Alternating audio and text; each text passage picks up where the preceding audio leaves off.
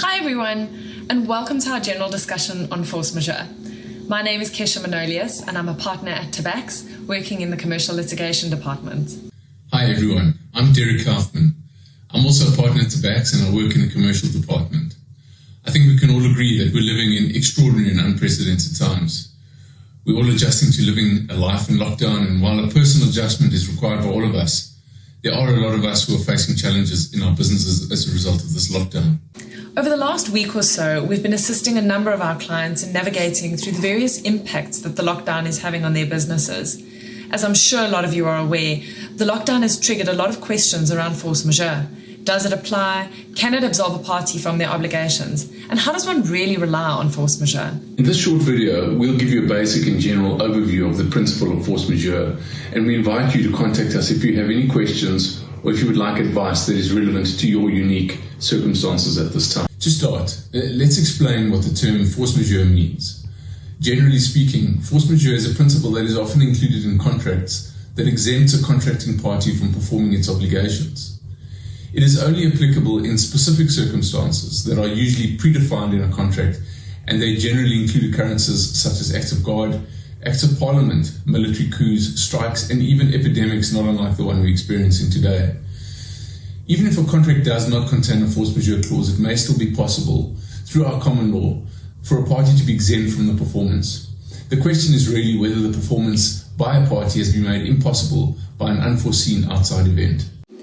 If your contract does include a force majeure clause, then your starting point is to consider how force majeure has been defined in your contract. The definition will tell you which events are deemed a valid force majeure in your particular contractual relationship, and whether you can rely on those events to excuse you from performing your obligations.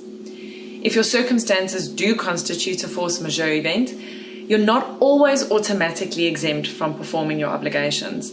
Many contracts provide for a process that must be followed in order for a party to be excused. Your next step is therefore for you to consider what steps are required of you in order for you to be excused from performing. Many contracts require that written notice of the force majeure event must be given within a specific period of time.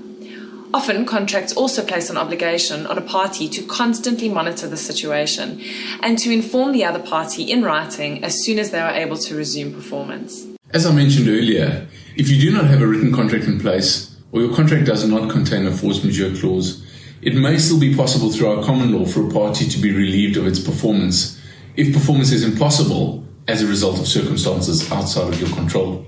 In terms of a South African common law doctrine known as supervening impossibility, each party's obligation to perform in terms of the agreement and their respective rights to receive performance under that agreement will be extinguished in the event that the performance by a party of its obligation becomes objectively impossible as a result of unforeseeable and unavoidable events which are not the fault of any party to that agreement. Such events are divided into two categories, namely vis major, otherwise known as major force, or casus fortuitus, otherwise known as accidental occurrence. Vis major can be described as a superior force which is beyond resistance or control and refers to events caused by nature such as earthquakes, storms, and fires. Casus fortuitus, on the other hand, describes an accidental occurrence caused by persons such as theft, strikes, and arson. It is caused by action not attributable to natural events or acts of God. In both cases, however, the event or occurrence is unforeseeable and beyond the control of any of the contracting parties. When it comes to applying the law, it is so important to consider your unique facts and position, as everyone's circumstances are entirely different, and the facts of your case must be considered in order to determine what the best way forward is for you.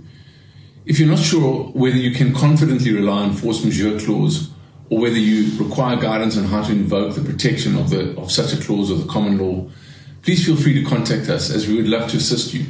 We would also like to invite you to attend our webinar on force majeure, which will be taking place shortly. More details on this will follow soon. Thank you for listening. Please look out for future videos on our website that we will be releasing on a variety of legal topics. Until then, look after yourselves and be safe.